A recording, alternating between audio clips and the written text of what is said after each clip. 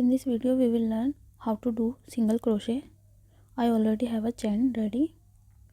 If you want to learn how to make a chain step by step, check the previous video.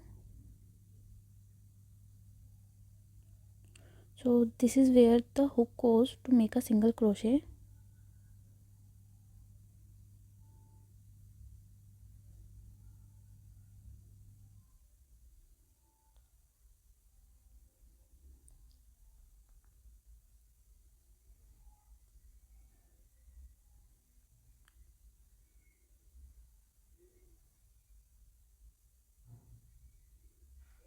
Leave first chain, work on the second chain, insert the hook into the chain, yarn over, pull up a loop. Now we have two loops on the hook. Yarn over again, pull through both loops. This is one single crochet. Now I will show you few more stitches.